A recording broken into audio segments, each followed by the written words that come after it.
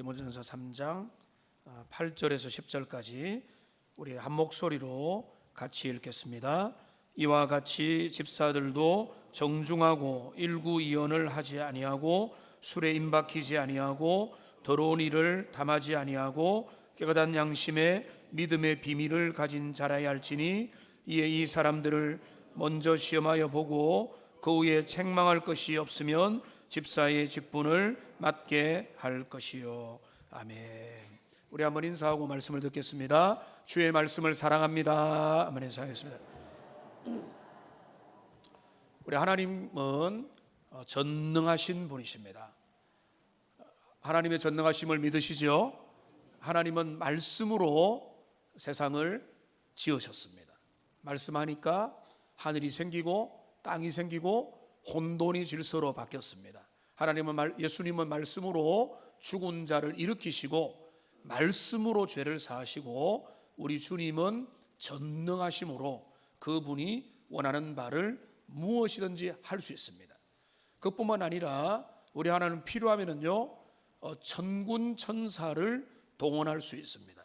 수많은 헤아릴 수 없는 천사들을 동원하여 하나님은 일하시고 계십니다. 그런데 이 하나님, 이 전능하신 하나님이 이 땅의 하나님의 역사를 어떻게 주로 펼쳐가시는가 하면 저와 여러분 같은 사람들을 불러서 우리를 변화시키고 수리시키고 바꾸어서 하나님의 일을 하게 하십니다.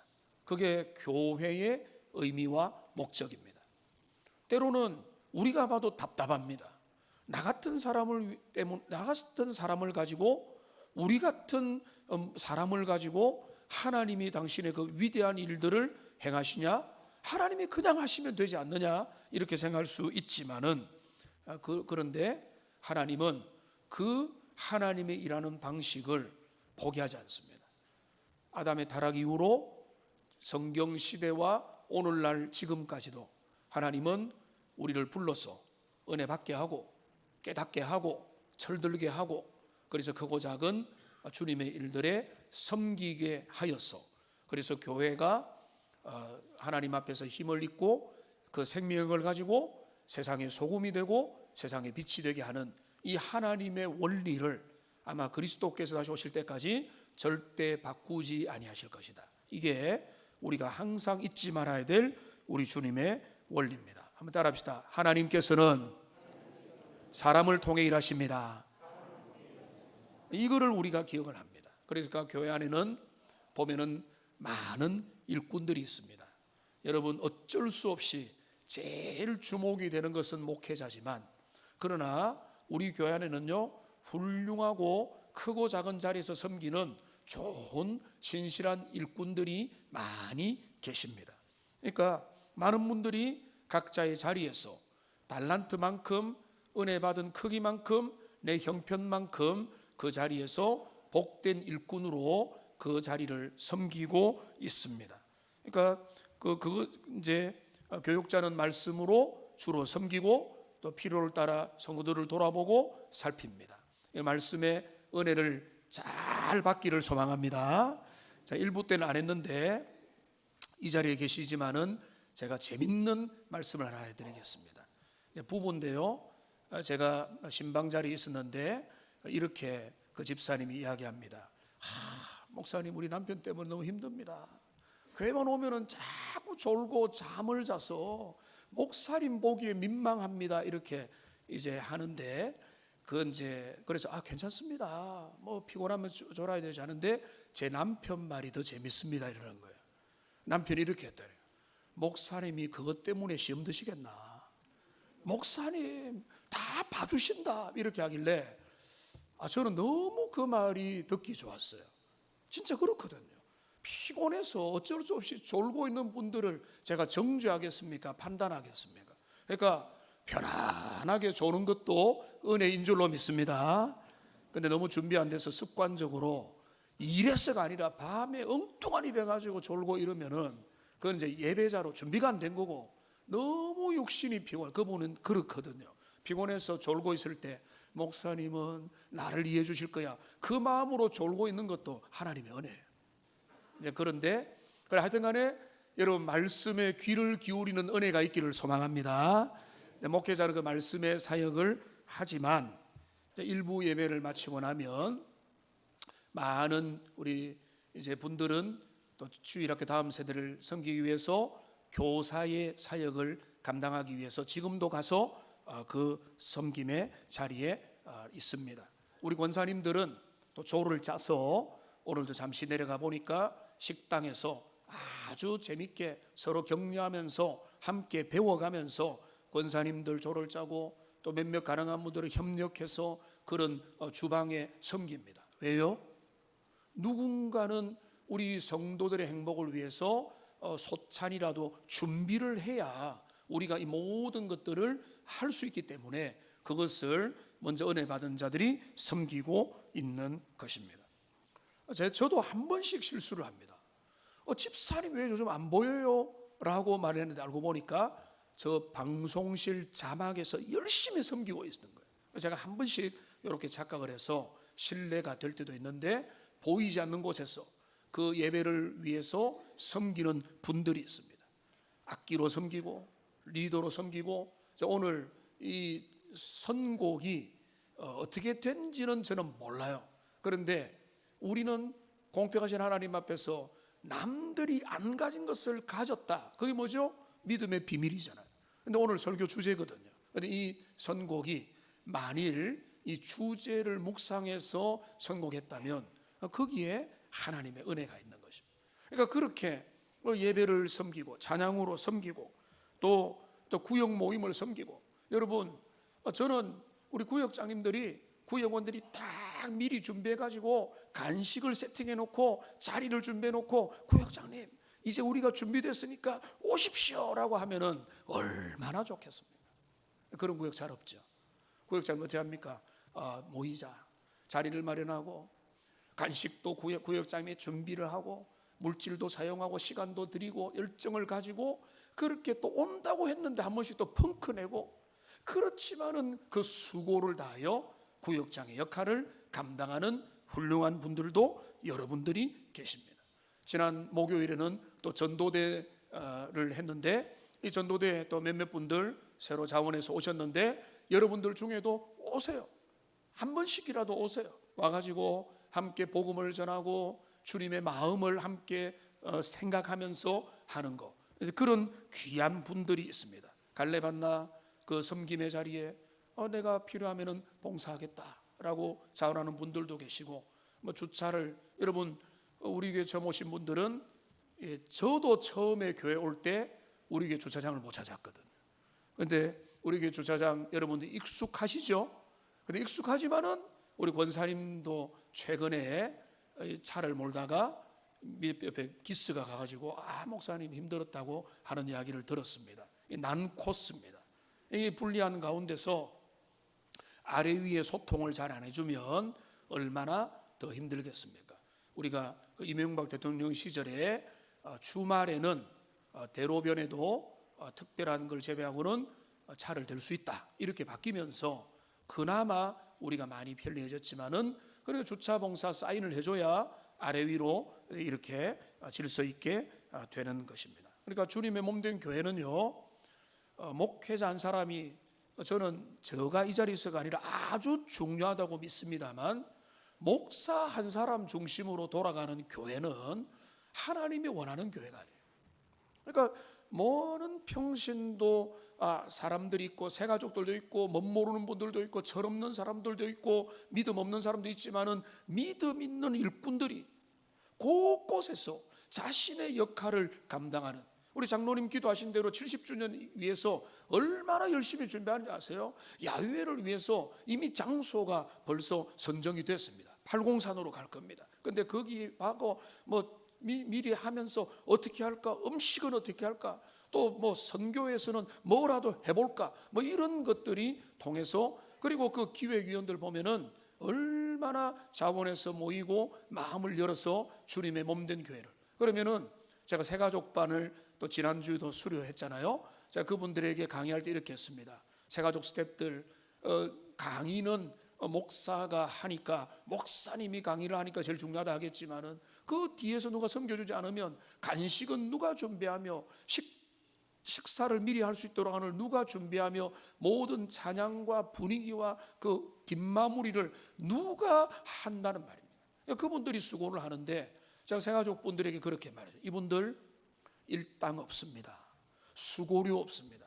오히려 이분들이 헌신하면서 하나님 앞에 자원하는 마음으로 먼저 받은 은혜로 섬기고 있습니다. 그러니까 주님의 몸된 교회의 모든 일들은 다 그런 겁니다. 은혜 받은 사람이 받은 은혜를 가지고 내가 할 수 있는 역할과 분야에서, 어떤 사람은 5달란트를, 어떤 사람은 1달란트를, 그 그릇이 다르고 용량도 다르고 그 쓰임새는 달라도 각자의 자리에서 나름대로 최선을 다해서 그렇게 주님의 교회가 세워지고, 그것을 통해서 조금이라도 하나님께 영광 돌리고 세상에는 유익을 주고 우리의 삶에도 하나님의 뜻을 이루는 것입니다. 그런 복된 교회로 계속해서 세워져 가기를 주님의 이름으로 축원합니다. 그러려면 어떻게 되는가 하면 일꾼을 계속해서 세워가야 됩니다. 교회는 일꾼을 세워갑니다. 그래서 이번 4월 마지막 주에도 우리가 장로 한 4분, 안수집사 5분, 권사 10분 정도를 우리가 크게 목표를 가지고 일꾼을 세워가려고 합니다. 이분들을 뭐라고 부를 수 있을까? 중직자라고 부를 수 있을까? 제가 그렇게 토론을 한 적이 있습니다. 그분은 개인적으로 중직자라는 그 칭호는 바람직하지 않다라고 하는 생각을 가지고 있더라고요. 그럴 수 있습니다. 그런데 저는 문제 없다고 봅니다. 중직자, 중한 직분을 맡은 자. 여러분, 그렇게 그 사명을 이해를 하는 게 맞기 때문에 그렇습니다. 목사, 중한 직분을 맡고 있습니다. 장로님, 중한 직분을 맡고 있고, 안수집사 중한 직분을 맡고 있고, 권사 중한 직분을 맡고 있고. 여러분의 직분을 뭐 별로 중요하지 않다라고 여기면 그 직분에 대한 모독이고, 그런 마음으로 그 직분을 감당할 수 없습니다. 주님, 내가 이 중한 직분을 맡았는데 내가 이걸 감당할 수 있겠습니까? 은혜 주십시오라고 기도하면서 직분을 맡아도 그럴 때 하나님의 은혜로 감당할 수 있기 때문에 그렇습니다. 오늘은 우리가 교회 일꾼을 세워가고 중직자가 아니더라도 하나님의 나라의 일꾼으로 쓰임 받으려면 우리에게 필요한 그 핵심 자질이 무엇이 있을까? 오늘 말씀을 통해서 살펴보기 원하는데요. 핵심 자질이 여러 가지 있을 수 있죠. 여러분들의 기준들을 성경적인 기준에도 5가지, 7가지, 10가지 말할 수 있겠는데, 오늘은 딱 한 가지만 말씀을 드리겠습니다. 딱 한 가지 중요한 기준입니다. 오늘 본문은 집사의 자격을 논하면서 오늘 9절에 보면 이렇게 말하고 있습니다. 깨끗한 양심에 믿음의 비밀을 가진 자여야 된다라고 말하고 있습니다. 교회의 집사, 위에 3장 1절에 보면 감독과 장로에 대해서 말하고요, 오늘 11절부터 보면 여자들은 말하니까 이거를 쉽게 보면 장로의 직분, 집사의 직분, 권사의 직분이라고 봐도 무리가 없습니다. 그런데 여기 집사의 직분을 논하면서 여기는 이제 주로 쉽게 말하면 안수집사라고 보면 되는데, 그 직분을 세울 때 중요한 공통 분모로 뭐라고 제시하는가 하면은 믿음의 비밀을 가진 자여야 할지니라고 말씀하고 있는 것입니다. 교회의 일꾼은요, 믿음의 일꾼이어야 됩니다. 믿음 없는 일꾼을 세우면 믿음 없는 교회 지도자는 본인도 힘들고 주변도 힘들고 하나님께 영광도 못 돌립니다. 반대로 믿음의 일꾼이 하나님 앞에 세워지면은요, 본인에게도 복이 되고 주변에도 유익이 되고 하나님께 영광을 돌리게 됩니다. 여러분 13절을 보십시오. 13절 같이 한번 읽어보겠습니다. 집사의 직분을 잘한 자들은 아름다운 지위와 그리스도 예수 안에 있는 믿음의 큰 담력을 얻느니라. 집사 직분 잘 감당하면 첫째 뭡니까? 아름다운 지위를 얻는다. 여러분, 집사 직분이 지위인데 아름답다는 것은 뭔가 하면 평가죠. 그러니까 선한 칭찬받는 자리에 서게 된다는 겁니다. 욕하고 흉보고 저 사람이 왜 저 자리에 있어, 이게 아니고 그 사람이 자기의 몫을 잘하면, 야, 너무나 보배로운 사람이구나, 저 사람 때문에 우리가 복받고 있구나, 저분의 저 역할을 통해서 우리가 유익을 보내, 이런 어떤 영향력을 얻게 되고 많은 사람들로부터 아래로부터 존경을 받는 그런 자리에 놓이게 된다, 이런 겁니다. 그게 아름다운 지위를 얻는다. 여러분, 지위는 이미 주어졌어요. 그런데 어떤 지위는요, 염려의 대상입니다. 아, 저래가 될까? 저거는 자기 안 되는데 하나님이 기뻐하실까? 염려되는 여러 가지 모습들이 있을 수 있는데, 그 직분을, 중직을, 작은 직을 충성스럽게 감당하는 자들에게는 어떤 영향력이 있다고 했습니까? 아름다운 이름을 얻게 된다. 주변의 칭찬을 듣게.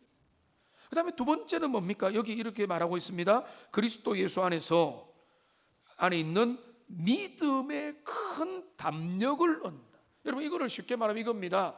자기 확신이 더 분명해진다는 거예요. 내가 가진 그 믿음이 내가 섬겼던 그 직분을 통해서 확인이 되는 거예요. 아, 내가 일을 감당할 때 하나님의 은혜가 더 임하는구나, 주님이 나와 함께 하심을 내가 깨닫고 경험하고 내가 믿는 바가 가짜가 아님을 확인하고 점검하기 때문에 더 큰 확신의 사람으로 주님 앞에 나가게 돼요.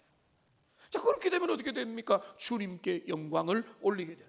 남들이 볼 때도 아름답도다, 그 직분이여라고 하는 다른 사람의 칭찬도 받으면서 내 내면에는 주님이 주시는 은혜에 대한 그 구원에 대한, 그리고 내 삶에 대한 확신을 가지고 그러면서 하나님 앞에 영광을 올리게 되는 것입니다. 저는 저와 여러분 모두가 크든 작든 하나님 앞에 작은 일에도 이렇게 신실한 믿음의 일꾼들이 되어서 스스로에게도 유익이 되고 다른 사람도 행복하게 만들고 주님께도 칭찬 듣는 하나님의 사람들이 되시기를 주님의 이름으로 축원합니다. 이거로 끝나면 딱 좋은데, 제가 이제 항상 딴지를 걸죠. 근데 문제가 있습니다. 제가 오랫동안에 고민하고 오랫동안에 나름대로는 성경적 해답을 가진 질문인데, 문제는 뭔가 하면 데살로니가후서 3장 2절입니다. 이 말씀에 보면은 이렇게 되어 있습니다. 띄워주세요. 예, 같이 읽겠습니다. 또한 우리를 부당하고 악한 사람들에게서 건지시옵사라. 믿음은 모든 사람의 것이 아니니라. 우리 주님 뭐라고 하시는가 하면, 믿음은 뭐라고요? 모든 사람의 것이 아니라는 거예요. 여러분, 믿음은 원하면 가질 수 있는 것도 아니라는 거예요. 믿음은 내가 쇼핑 목록에서 구입할 수 있는 게 아니라는 거예요. 우리가 유튜브로 한 번씩은 대리만족을 하잖아요. 최근에 봤던 영상 중에 이런 게 있습니다. 제가 뭐 과학 기술 이런 데 크게 관심은 없는데, 이제 어릴 때 꿈꾼 게 실현되고 있더라고요. 그게 뭔가 하면, 우리 도로가 복잡하고 부산에 보면은 만득터널 이런 데 보면은 요즘에 좀 나아졌는데 여전한데, 옛날에는 정말로 출퇴근에 그 정체가 심했거든요. 몇 시간을 잡아먹을 때도 있는. 그런데 어릴 때 당연히 생각하는 게, 차가 가다가 막히면 붕 떠가지고 비행기 역할을 하다가 내려서 달리면 얼마나 좋겠나, 이런 생각을 해봤죠. 그런데 최근에 그게 유튜브에 보니까 영상이 공개가 됐더라고요. IT 기업이, 벤처 기업이 그걸 가지고 이제 운전을 해가지고 하는 모습들을 보여줍니다. 그런데 거기에 문제도 제기하더라고요. 그 안에 사람이 탔는지 그 안에 있는 걸 볼 수 없도록 막아놔가지고 이게 음모론이 아니냐 뭐 이런 이야기도 하는데, 그 중요한 건 뭔가 하면, 그 기술이 이 업체 말로는 2025년 언제부터 지금 상용화 하겠다 이렇게 말했고, 그런데 중요한 거는 이거를 구입하는데 몇 억이 드는데 놀라지 마세요. 몇천 명이 사전 구매 신청을 해놨다는 거예요. 도로에 아직까지 도로교통법 통과도 안 됐는데 나는 통과되면 이 택시, 비행기, 택시 뭐 이런 자동차를 사겠다고 줄 선 사람이 수천 명이라. 참 할 일도 없죠, 그죠? 돈도 많고. 근데 제가 하고 싶은 말은 뭔가 하면 그 많은 돈을 가지고도 믿음을 살 수는 없는 겁니다.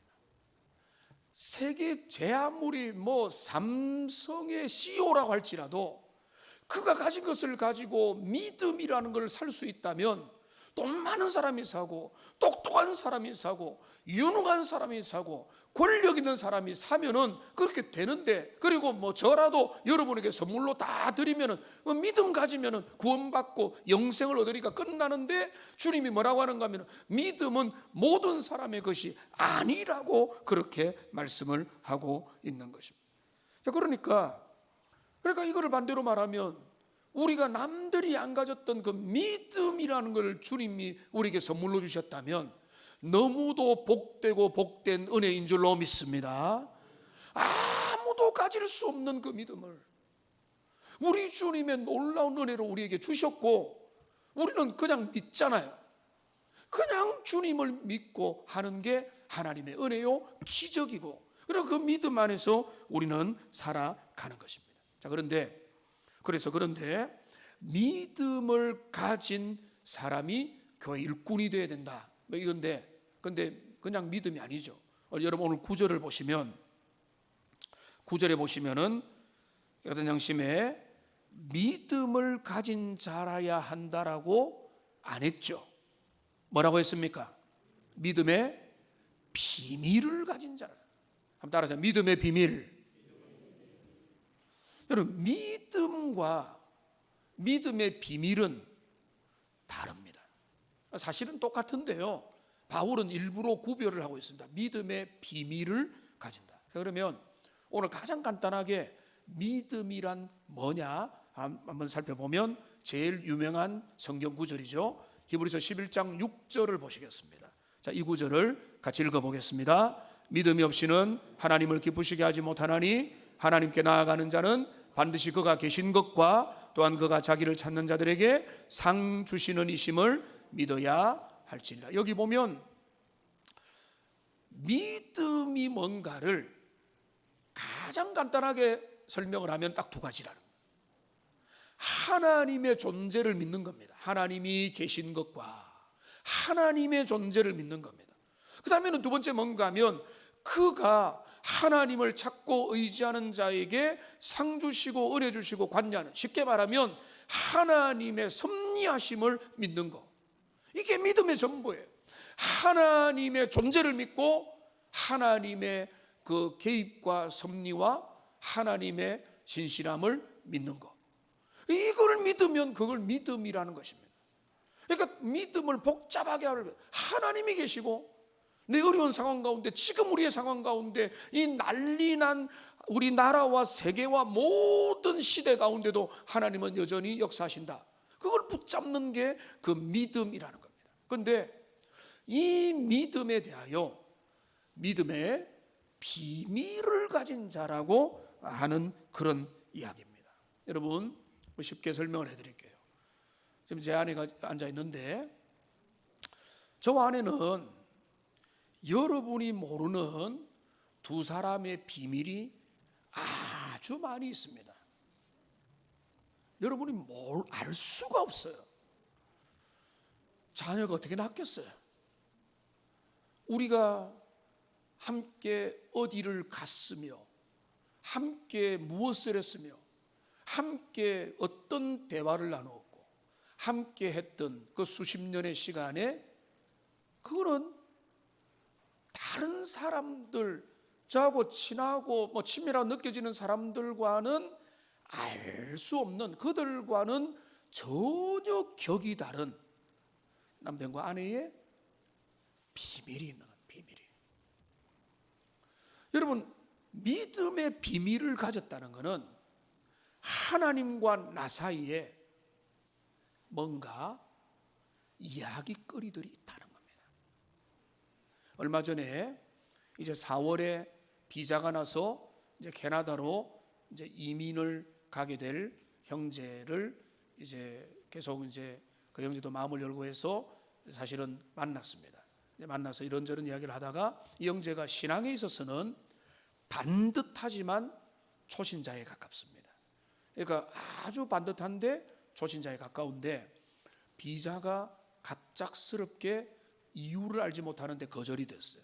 그런데 어제 들어보니까 빨리 거절된 게 보완할 수 있는 좋은 계기가 된 겁니다. 그런데 비자가 거절되니까 아내와 자녀들이 다 캐나다에 있는데 나는 지금 거절되어서 한국에서 지금 이제 이 생활 정산하려고 영대 교수 자리도 내려놓고 거기로 가는데 지금 이 비자가 거절됐으니까 별의별 생각이 다 들면서 그러면서 이제 서로 주고받고 제가 격려했던 게 뭔가 하면 이 사람이 가지고 있는 그 믿음에 한 번에 그 흔들리는 가운데 진심을 확인하게 되는 거예요.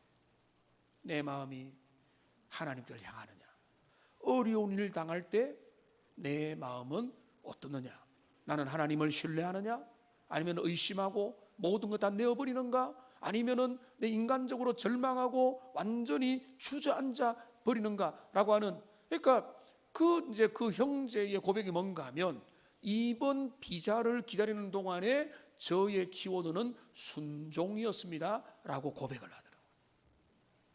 오늘 부산에 가서 예배드리기 때문에 없으니까 제가 하는 말이에요. 순종이었다라고 그렇게 이야기를 했습니다. 그래서 제가 격려를 했어요. 1000번을 흔들려야 어른이 된다는 말이 있지 않느냐. 우리의 믿음은 상황 속의 테스트를 받고 여러 가지 크고 작은 역경과 환경 속에서 점검이 되어서 그렇게 우리의 믿음이 하나하나 하나님과의 관계 속에서 스토리가 쌓여져 가는 것이다. 그렇게 격려를 한 것입니다. 그러니까 믿음의 비밀을 가졌다는 것은 믿음이 뭔지를 쓸 수 있다는 말하고는 다른 거예요. 하나님과 나만의 우리만이 알고 있는 그 모든 고난과 위기와 절망과 시험덤과 이런 것들을 다 지나면서 그러나 여전히 우리 주님이 여전히 나를 사랑하시고 나와 함께 하신다는 그 신뢰를 함께 공유하는 것, 그게 바로 믿음의 비밀을 가진 자입니다. 그러니까 저는 이미 여러분 중에 많은 분들이 믿음의 비밀을 가지고 있을 줄 믿습니다만, 여러분 초신자들이나 아니면은 그냥 신앙생활의 감격과 그 기쁨이 전혀 없는 분들은 여러분 힘들어하지 마십시오. 여러분 인생을 걸어가면서 믿음의 비밀들을 쌓아가는, 저와 제 아내가 20여 년 이상의 많은 시간 동안에 동지애를 쌓고 기쁨의 순간들은 더 많았고 또 여러 가지 또 함께 걸어갔던 그 시간을 통해서 함께 비밀을 만들어 왔던 것처럼 여러분 하나님과 여러분 사이에 여러분들과의 각자의 비밀과 스토리를 만들어가는 하나님의 사람들이 되시기를 주님의 이름으로 축원합니다. 여러분 그게 중요합니다. 여러분 우리가 4월에 일꾼을 세워야 되는데 어떤 분들은 이렇게 말합니다. 목사님 쉽게 세웁시다.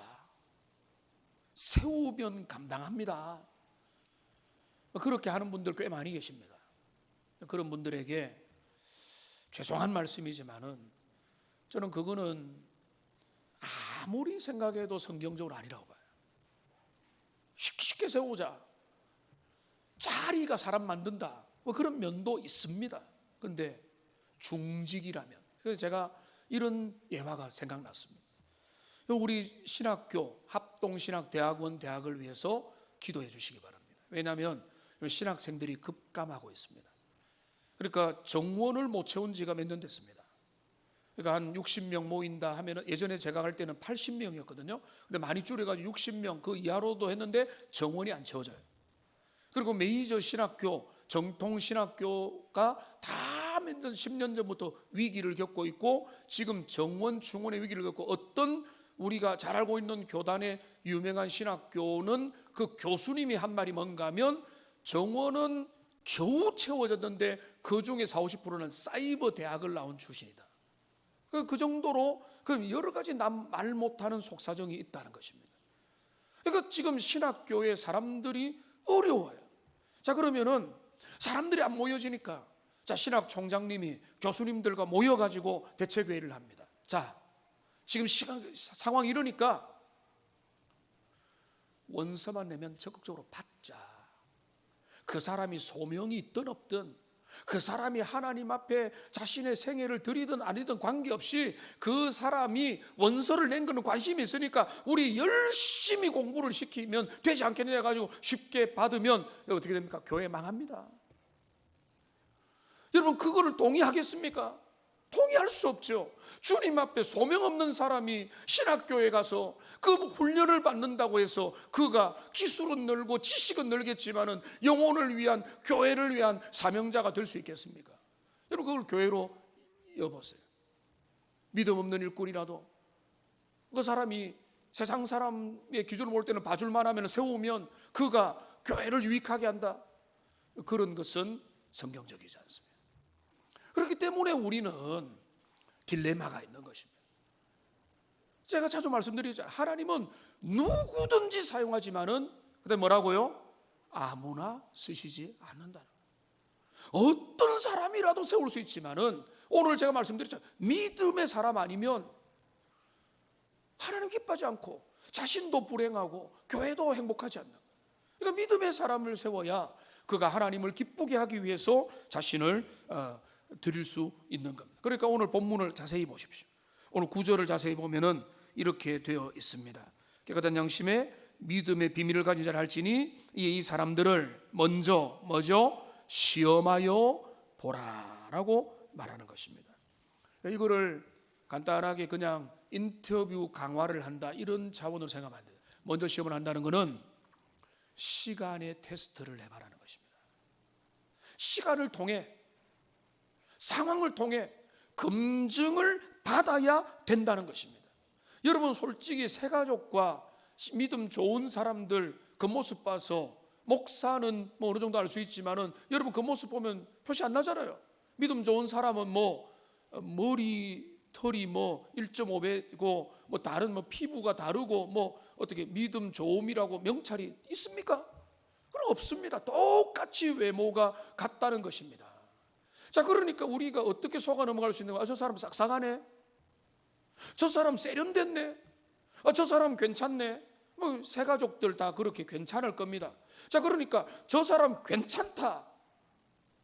근데 그 괜찮다는 기준이 뭐여야 되는가 하면 믿음이어야 된다. 믿음. 나머지 많은 것들은 세상의 기준이라는 거예요. 그러니까 믿음이라는 기준을 가지고 그 사람을 이제 테스트하기 위해서는 뭐가 필요한가 하면은 시험을 해야 된다. 근데 시험을 한다는 게 일부러 괴롭히고 힘들게 만든다가 아니라 시험을 당하는. 제가 말씀드렸던 그 젊은 친구 젊지도 않네. 이제 50이 거의 다 됐으니까 그 형제가 믿음의 시험을 받은 거죠. 인생이 내 뜻대로 안 되고 비자 거절되고 몇 달을 기다리는 상황 가운데서 이 일 통해서 하나님 안 믿어, 하나님 안 계셔 이렇게 갈 수도 있고, 하나님 내 마음이 어디 있는지, 나의 우선순위가 뭔지, 나의 진심이 뭔지를 확인하게 만들어. 그러면서 순종이라고 그 형제가 키워드를 말했다고 했잖아요. 그러니까 주님, 내가 어떤 상황, 뒤틀리는 상황 가운데도 나는 주님을 의심하지 않습니다. 힘든 일을 만나고 역경을 만나. 그러니까 여러분 성경에 보면 뭡니까? 시냇가에 심은 나무는 뿌리를 강변에 깊이 내리는 뿌리 깊은 나무가 된다. 여러분, 믿음이라는 거는, 믿음의 지식은 오늘이라도 설명 잘 받으면 이해됩니다, 오케이라고 할 수 있지만은 믿음의 비밀을 가진다는 것은 크고 작은 인생의 역경과 도전과 어려움들 속에서 여전히 그 믿음을 붙들도록 나가면서 검증받고. 그러니까 여러분 뭘 봐야 되는가 하면, 여러분들이 이제 4월에 공동회를 하면서 사람들을 세워야 되는데 나는 누구를 뽑을까? 그냥 내가 친한 사람 뽑을까? 이게 되면 안 돼요. 믿음의 일꾼을 세우자. 우리 중에서 믿음의 일꾼, 그 사람 누군가 하면은 적어도 그는 고난당할 때 하나님 앞에 있느냐, 역경과 시험 당할 때 엎어지느냐, 아니면은 엎어지지만은 다시 일어나서 주님의 은혜를 사모하며 나가느냐, 이런 어떤 그런 걸 보고 이 사람 한번 흔들렸는데 다시 일어서네, 다시 주님을 바라보네, 시간이 지나니까 더 든든히 서가네, 이런 것들이 시험하여 보라라고 하는 의미가 되는 것입니다. 이게 연결되는 게 6절입니다. 6절에 뭐라고 했습니까? 새로 입교한 자도 말지니. 새 가족이 겉모습이 문제가 있거나 그들이 헌금을 작게 드려서 안 된다, 이게 아니라 그들의 믿음은 교회를 통해서 검증되지 않았던 거예요. 언제 어떻게 흔들릴지 몰라요. 반짝이다가 조금 어리를 하면은 줄행랑을 칠 수도 있어요. 그러니까 새로 입교한 자는 그 영혼을 위해서라도 중요한 일을 맡기면 안 돼요. 감당할 수 있는 사람이 맡게 되는데, 감당할 수 있는 최고범은 뭔가 하면 믿음이라고 하는 중요한 요소가 되는 것입니다. 이제 여러분, 교회 공동체는 좋은 일꾼 세우면 본인도 복이고 교회도 복이고 하나님께 영광이 돌리고, 나쁜 일꾼은요 교회의 독소가 됩니다. 목사님 그런 거 부정적인 이야기 하지 말죠. 그런데요, 깜짝 놀랐어요. 지난주에 말씀드린 사랑의 사도 요한은요, 공개 이름을 저격하면서 이런 사람 본받지 말라고 말합니다. 누군지 아세요? 디오드레베입니다. 요한 3세에 나타나는 이 디오드레베가 되는 가면 자기도 악하고, 그 다음에 선한 사업을 하고 구제하고 선교하는 사람들을 핍박하고 교회에 있는 사람들 내쫓는. 그러니까 요한은 진리에 대한 의분으로 거짓 일꾼을 세우면 안 되니까 이렇게 말하고 있습니다. 요한 3서 1장 11절 말씀 같이 한번 읽겠습니다. 같이 읽겠습니다. 사랑하는 자여, 악한 것을 본받지 말고 선한 것을 본받으라. 선을 행하는 자는 하나님께 속하고 악을 행하는 자는 하나님을 배웁지 못하였느니라. 이 디오드레베 이야기거든요. 이 디오드레베 같은 사람은 절대로 있어서는 안 되고, 그 사람 절대 따라가지 말라고 실명 거론하면서 서신서에 기록을 하고 있다는 말씀입니다. 자, 그러므로 여러분 이제 말씀을 정리합시다. 여러분, 우리는 오늘 리더의 자격, 그 믿음이라고 했습니다. 이거는 여러분에게 소망이 됩니까? 부담이 됩니까? 그걸 물어보세요. 여러분, 이 믿음, 교회의 리더는 믿음이 요구된다라는 것이 어떤 분들에게는 소망이 될 거예요. 왜? 나는 부족하고, 나는 죄인이고, 나는 연약하고, 나는 내세울 거 별로 없어도 믿음 있으면 되니까, 하나님 내가 그 믿음 더 주님 앞에서 키워나가겠습니다, 순종하겠습니다, 이렇게 가면 되는 거거든. 그런데 믿음이 없다고 생각해 보세요. 그러면은 이거 뭐 1만 금을 주고도 살 수가 없기 때문에 이거는 어떤 방법이 없는 거예요. 그러나 이거를 되돌릴 수 없는 겁니다. 믿음이 있어야 되니까. 그러니까 여러분, 교회 일꾼을, 중직을 세우는 일뿐만 아니라 우리의 땅에서, 가정에서, 세상에서, 교회에서 내가 작은 일이라도 내가 유익이 되고 다른 사람을 유익하게 만들고 하나님께 영광이 되려면 믿음을 준비해서 하나님이 계신 것과 그분이 지금도 역사한다는 것을 믿으면서 믿음의 사람으로 하나님 앞에 세워져 가기를 주님의 이름으로 축복합니다. 기도하겠습니다. 살아계신 하나님 아버지,